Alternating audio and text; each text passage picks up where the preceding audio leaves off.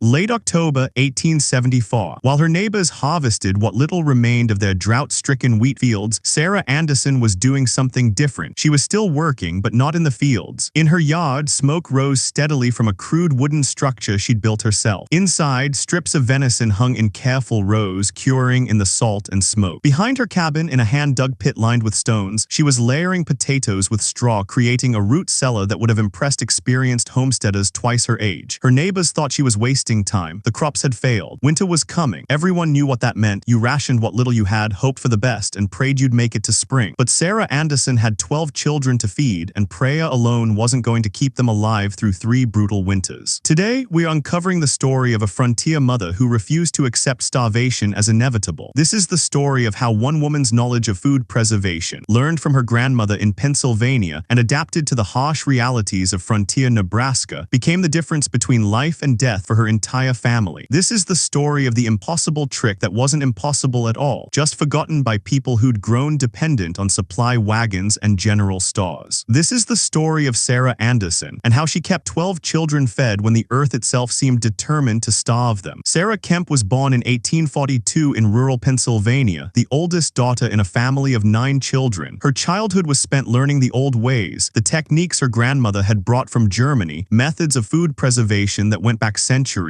Smoking meat wasn't just hanging it over a fire. It was understanding temperature, salt concentration, wood type, airflow. Root cellaring wasn't just burying vegetables. It was knowing which crops stawed together, how to layer them, how to maintain the precise temperature and humidity that kept food fresh through months of winter without freezing or rotting. Pickling, brining, drying, rendering fat, making pemmican, these weren't recipes to Sarah. They were survival skills, taught with the same seriousness her brothers learned carpentry and hunting. Sarah's grandmother, Margaret, had survived the hard years in Germany when crop failures brought famine. She'd seen neighbors starve while her own family stayed fed, and she made sure every granddaughter knew why. It wasn't luck, it wasn't divine favor, it was knowledge. It was understanding that food preservation was as important as food production. Margaret would tell young Sarah, anyone can grow food when the weather is good, but the wise woman prepares for when the weather is bad. And the weather is always bad eventually. In 1860, at 18, Sarah married Thomas Anderson, a Pennsylvania farmer with ambitions of heading west. The Homestead Act had just passed, offering free land to anyone willing to settle it and work it. Thomas saw opportunity. Sarah saw risk. She'd heard the stories of frontier hardship, of families who starved their first winter, of women who couldn't adapt to the isolation and deprivation. But Thomas was determined and Sarah was practical. If they were going west, they were going prepared. She spent months before the journey learning everything she could from Margaret. She filled notebooks with preservation methods, recipes, timing, techniques. She practiced until her hands knew the work without thinking. They arrived in Nebraska Territory in 1862, claiming 160 acres of prairie that looked nothing like the Pennsylvania farmland they'd left behind. The first years were hard but manageable. Thomas broke the prairie sod and planted wheat. Sarah tended a vegetable garden, raised chickens, and started building her preservation infrastructure, a smokehouse, a root cellar, drying racks, storage barrels. The children came quickly. By 1874, she had 12, ranging from infant to 14 years old. Feeding that many mouths required constant work. Sarah's garden expanded every year. She foraged extensively, learning which prairie plants were edible, which could be preserved. She hunted small game, fished the nearby creek, and carefully managed every scrap of food her family produced or acquired. Then came the drought. Summer of 1874 brought heat like Nebraska had never seen. Week after week of searing temperatures, no rain, crops withering in the fields. The wheat harvest that year was less than a third of normal. Corn barely produced ears. Gardens struggled. Across the region, families faced a grim winter. Supply wagons from the east came less frequently as railway expansion focused elsewhere. Prices for basic goods skyrocketed. Many families simply couldn't afford to buy what they couldn't grow. Starvation became a real possibility for thousands of frontier settlers. Thomas came in from the fields in September, his face grim. The wheat was lost. The corn might produce enough for seed next year, but not much more. Their cash crop was gone, and with it, their ability to buy supplies. He looked at Sarah, at the 12 children, and Sarah saw fear in his eyes. Fear that he couldn't provide, that his family would suffer, that he'd led them into a disaster. But Sarah was already moving. She'd been preparing for this since late summer, since the first signs that the harvest would fail. She'd expanded her foraging dramatically. Wild plants most settlers ignored became staple foods. Prairie turnips, a root vegetable the local Pawnee people had used for generations, could be dug, dried, and stawed for months. Wild plums could be preserved in several ways. Jerusalem artichokes grew wild along creeks, producing edible tubers that would store underground all winter. Sarah mapped every food source within walking distance of their homestead and planned systematic harvesting. She'd hunted more aggressively than usual. Rabbits, prairie chickens, even muskrats, anything that could be smoked or dried became food. She taught her older children to set snares and check them daily. The family's protein consumption that fall was higher than it had been in years, but Sarah wasn't feeding them luxuriously. She was preserving. For every meal they ate, 2 more were smoked, salted, and stawed. Her root cellar became the center of survival operations. Sarah had dug it herself over several seasons, expanding and improving it each year. It was 8 feet deep, lined with stones to maintain stable temperature and prevent collapse. The entrance was a slanted shaft that could be easily accessed even in deep snow. Inside, she'd created distinct zones with different temperature and humidity levels. Potatoes stawed separately from carrots, apples kept away from turnips. Everything was layered with straw or sand, insulated, protected. She monitored it obsessively, checking for rot, removing any spoiled items before they could contaminate others. Her smokehouse ran constantly that fall. Sarah had designed it with help from Thomas based on descriptions in her grandmother's notes. It wasn't just a shed with a fire. The firebox was separate, connected by an underground channel that cooled the smoke before it reached the meat. This allowed for cold smoking, which preserved meat without cooking it, extending storage life dramatically. She used specific woods, hickory when she could get it, willow and cottonwood when she couldn't, each imparting different flavors and preservation properties. The meat was first salt-cured, then smoked for days, sometimes weeks. The result was rock-hard, almost unappetizing to look at, but it would last months and could be reconstituted in stews. Neighbors noticed Sarah's preparations and thought she was overreacting. The Millers, their nearest neighbors 3 miles east, told Thomas he should tell his wife to slow down to save energy for winter. Winter would be hard, but they'd manage like they always did. Ration the flour, eat less, wait for spring. But Sarah knew that wouldn't work, not with 12 children, not with 3 consecutive years of crop failures coming. She didn't know the future, but she understood patterns. Droughts often lasted multiple years. This wasn't a one-winter problem. This was the beginning of a sustained crisis, and most of their neighbors were preparing like it was temporary. When winter came, Sarah's preparations proved their worth immediately. By December, families across the region were already struggling. The Millers came to the Andersons in January, asking if they could spare any food. Their children were hungry. They'd run through their supplies faster than expected. Sarah gave them smoked meat and dried vegetables enough to help, but she noted the desperation in their eyes. They hadn't prepared adequately. They'd gambled that winter would be mild, that they could buy supplies they'd lost. The Anderson children, all 12 of them, ate every day that winter. Not luxuriously, not with variety, but adequately. Breakfast was often cornmeal mush with dried berries. Lunch might be root vegetable soup. Dinner was typically stew, reconstituted dried meat, stawed vegetables, wild rice Sarah had harvested from wetlands. The children didn't complain. They understood, even the youngest, that food was precious. Sarah taught them gratitude, not for abundance, but for sufficiency. They had enough. Many didn't. Spring of 1875 brought hope. Surely the drought would break. Settlers planted optimistically, but the rains didn't come. Summer was even hotter and drier than the previous year. The harvest of 1875 was worse than 1874. Corn barely germinated. Wheat was a total loss. Gardens produced almost nothing. Across Nebraska and Kansas, families began abandoning their homesteads, heading back east or to cities. The frontier dream was dying for thousands of settlers. But Sarah Anderson was already preparing for the second winter. She'd refined her techniques. The previous winter had taught her what worked and what needed improvement. She expanded her foraging range, traveling farther to find wild food sources. She made agreements with remaining neighbors. She'd help them preserve their meat if they'd share the harvest. She taught other women her grandmother's techniques, creating a small network of families who were preparing seriously, not hoping blindly. Her root cellar now held supplies from multiple sources. She traded preserved goods for raw materials, then re-preserved them more efficiently. She'd experimented with new preservation methods, packing meat in rendered fat, creating primitive sausages with extended storage life, making hardtack that would last years if kept dry. Every technique her grandmother had taught her, Sarah adapted to frontier conditions and available materials. The second winter, 1875 to 1876, was when neighbors truly understood what Sarah had accomplished. While other families faced genuine starvation, the Andersons continued eating regularly. Sarah's stores weren't depleting as rapidly as she'd feared. Her careful rationing, her efficient preservation, her diverse food sources, all of it combined to create a surplus even in the midst of regional famine. She shared when she could, but her first responsibility was her 12 children, and they came first. By spring of 1876, several families had lost children to malnutrition and disease weakened by hunger. The Millers lost their youngest, August, a 3-year-old girl who succumbed to pneumonia her malnourished body couldn't fight. The funeral was heartbreaking. Sarah stood with her 12 healthy children and felt both gratitude and guilt. Why had her family survived when others hadn't? The answer was knowledge, preparation, and relentless work. But that answer felt inadequate in the face of a child's grave. The third summer brought no relief. 1876 was the worst year of the drought. Rivers dried up, wells failed, grasshoppers descended on the prairie, devouring what little vegetation remained. This was the breaking point for most settlers. The Great Nebraska Drought of 1874 to 1877 would eventually drive thousands from the region. Towns emptied, homesteads were abandoned. The frontier contracted as people retreated to more forgiving climates. Sarah Anderson prepared for a third winter. By now, her reputation had spread. People traveled from miles away to ask her advice, to learn her techniques, to beg for help. She taught freely. She shared what she could spare. But she also made hard decisions. Some families were too far gone, too unprepared, too numerous to save with her limited surplus. She helped where help would make a difference and accepted that she couldn't save everyone. That third winter was the hardest, not because the Andersons lacked food. Sarah's 3 years of preparation had created stores that would last even longer, but because the isolation became profound. So many neighbors had left. The sense of community that had sustained frontier life was eroding. Sarah's children, especially the older ones, felt the loneliness. No school to attend because the teacher had left. No neighbors to visit because they'd abandoned their claims. The prairie felt empty, haunted by the ghosts of failed dreams. But the Andersons endured. Spring of 1877 brought rain, not immediately but gradually. Summer brought a harvest, not abundant but real. The drought broke. Across the region, the few families who'd survived began rebuilding, and Sarah Anderson's family, all 12 children healthy and strong, emerged as a symbol of what preparation and knowledge could accomplish. Thomas Anderson told anyone who would listen that they'd survived because of his wife, not because of luck, not because of divine intervention, but because Sarah had knowledge that others lacked and the discipline to apply it relentlessly. She'd kept 12 children fed through 3 winters when the earth produced nothing. She'd done it with techniques her grandmother had taught her, adapted to frontier conditions through intelligence and hard work. Over the following years, Sarah became a teacher. Women came from across the region to learn from her. She taught root cellaring, smoking, drying, preserving. She shared her grandmother's wisdom freely, insisting that this knowledge was too important to keep secret. Food preservation wasn't a competitive advantage, it was a survival skill everyone needed. She helped dozens of families build proper root cellars, design functional smokehouses, understand the principles of preservation. The impact was measurable. In subsequent crop failures, and there were more, though never as severe as 1874 to 1877, families who'd learned from Sarah fared dramatically better than those who hadn't. Her techniques spread across the frontier. The Anderson method of root cellaring became shorthand for a specific approach to temperature-stable underground storage. Her smokehouse design was copied by neighbors who then taught others. Sarah Anderson never sought recognition. She didn't write books or give lectures beyond her immediate community. She raised her 12 children, all of whom survived to adulthood, a remarkable achievement for the frontier era. She continued farming alongside Thomas until his death in 1903. She lived until 1924, dying at age 82, surrounded by children, grandchildren, and great-grandchildren whose existence owed directly to her refusal to accept starvation as inevitable. The story of Sarah Anderson raises important questions about frontier survival and gender roles. While men like Thomas were breaking prairie and planting crops, women like Sarah were doing work just as essential, preserving food, managing resources, planning for scarcity. Yet frontier narratives have traditionally focused on male achievements. Farming, hunting, building, these are celebrated. Food preservation, resource management, household survival strategies, these are often overlooked or dismissed as merely women's work. But Sarah's story demonstrates that survival depended as much on preservation as production. You could grow abundant crops and still starve if you couldn't preserve them through winter. You could hunt successfully and still face malnutrition if you didn't know how to smoke, dry, and store meat properly. The frontier required both production and preservation, and families that excelled at both survived. Families that ignored either struggled or died. The knowledge Sarah possessed was ancient. Food preservation techniques go back thousands of years, developed independently by cultures worldwide. Smoking meat, fermenting vegetables, drying fruits, storing roots, these aren't modern inventions. They're human heritage, accumulated wisdom about how to survive when food is scarce. But that knowledge was being lost in Sarah's era. As industrialization made food preservation a commercial enterprise rather than a household necessity, fewer people learned traditional techniques. Sarah was among the last generation to receive that knowledge as normal childhood education. Her grandmother Margaret had learned from her grandmother, who'd learned from hers. In an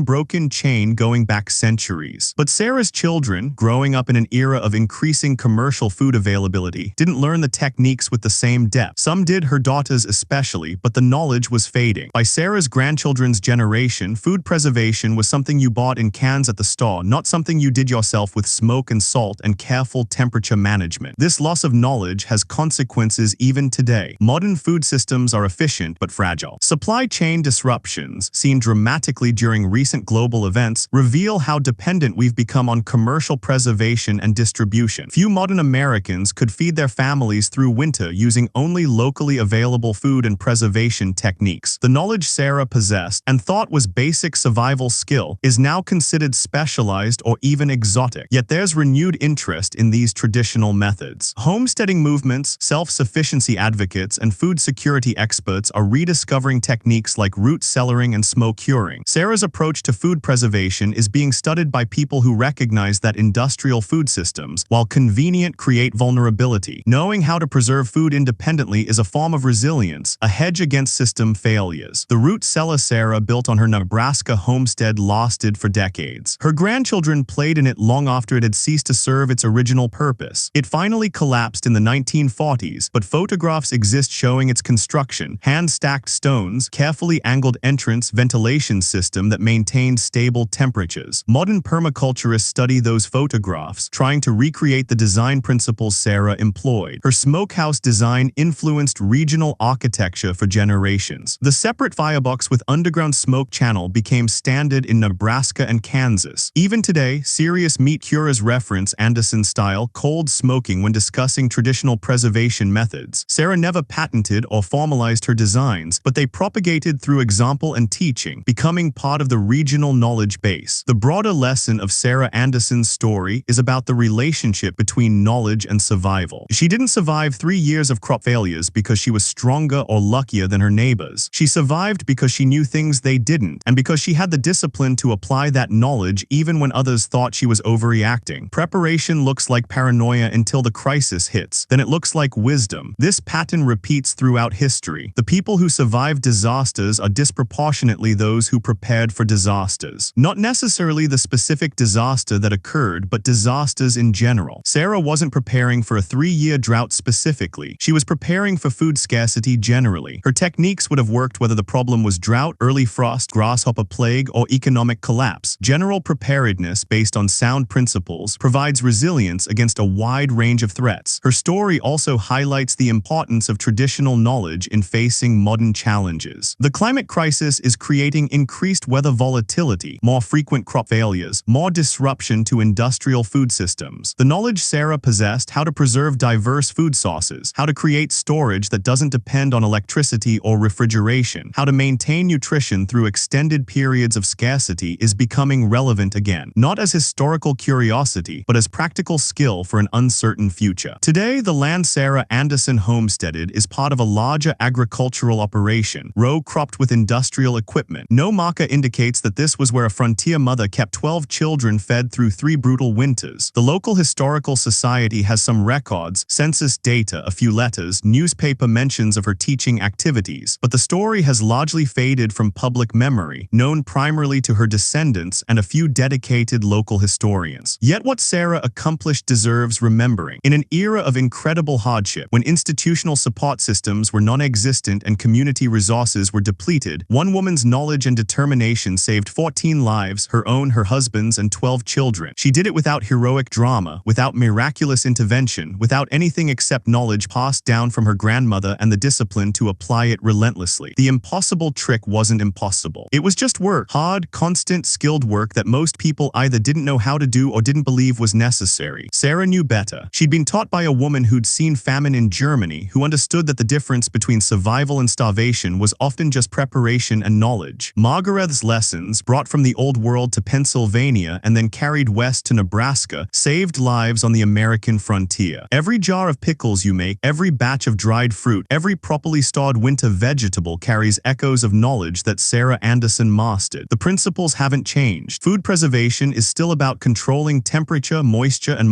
microorganisms. It's still about understanding which methods work for which foods. It's still about planning ahead, preparing before crisis hits, maintaining stores against future needs. need. Most of us will never face the kind of sustained food crisis Sarah Anderson endured. Modern food systems, for all their fragility, provide abundance most of the time, but the knowledge she possessed remains valuable, not just as emergency preparedness, but as connection to how humans have fed themselves for millennia. Understanding food preservation creates appreciation for the work of survival, respect for the knowledge of ancestors, and practical skills that remain useful even in abundance. Sarah Anderson died in 1924, 82 years old, having lived through the transformation of America from frontier to industrial modernity. In her lifetime, she saw the prairie settled, towns built, railways expanded, electricity arrive. But she never stopped maintaining a root cellar, never stopped smoking meat in the fall, never stopped preserving the harvest against winter need. The techniques that had saved her family in the 1870s remained her practice until her death, not because she needed them for survival, but because they were who she was. Knowledge, once learned deeply, becomes identity. Her great-granddaughter, interviewed in the 1980s, remembered visiting Sarah as a child in the 1920s. She described a woman who wasted nothing, who saw abundance in things others ignored, who could make a meal from prairie plants and stawed goods that seemed like magic. Sarah tried to teach her, but the young girl wasn't interested. Food came from stores, not smokehouses. Winter was something you endured with heating systems, not something you prepared for with root cellars. The knowledge was being lost, but that same great-granddaughter, now elderly herself, regrets not learning. In her 80s, she's tried to recreate Sarah's techniques from memory and old photographs. She's discovered that what looked simple was actually complex, that Sarah's casual competence hid deep knowledge. She wishes she'd paid attention. She wishes she'd learned. And now there's no one left who knows what Sarah knew not completely. That's the tragedy of lost knowledge. It doesn't disappear dramatically. It fades quietly, one generation choosing not to learn what the previous generation tried to teach. Sarah's preservation techniques are mostly reconstructible from historical records and general principles, but the specific details, exactly how she layered her root cellar, precisely how long she smoked different meats, the subtle adjustments she made for Nebraska's specific climate, those are gone forever. Yet the principle survives. Prepare for scarcity during abundance. Learn techniques before you need them. Respect traditional knowledge because it's traditional for a reason. It worked for generations in conditions often harsher than we face. Sarah Anderson proved that knowledge and preparation defeat crisis. That 12 children can be fed when the earth produces nothing if their mother knows how to preserve what the earth produced before and will produce again. The next time you see a root cellar, a smokehouse, or jars of home-preserved food, remember Sarah Anderson. Remember that these aren't quaint relics of a simpler time. They're survival technologies developed over millennia, perfected by people who couldn't afford mistakes. They're the reason humans survived ice ages, droughts, famines, and collapses, and they remain relevant because hard times return always. The wise prepare during good times for the bad times they know are coming. Sarah understood that. Her 12 children survived because she did. And the knowledge she carried from her grandmother's kitchen in Pennsylvania to the Nebraska prairie helped dozens of other families survive too. Sometimes the impossible trick is just doing what needs to be done, with the knowledge to do it right and the discipline to do it relentlessly. Sarah Anderson wasn't superhuman. She was knowledgeable, prepared, and relentless. That combination, it turns out, is enough to feed 12 children through 3 winters when everyone else is starving. The trick wasn't impossible, it was just forgotten. Sarah remembered, and because she did, 14 people lived.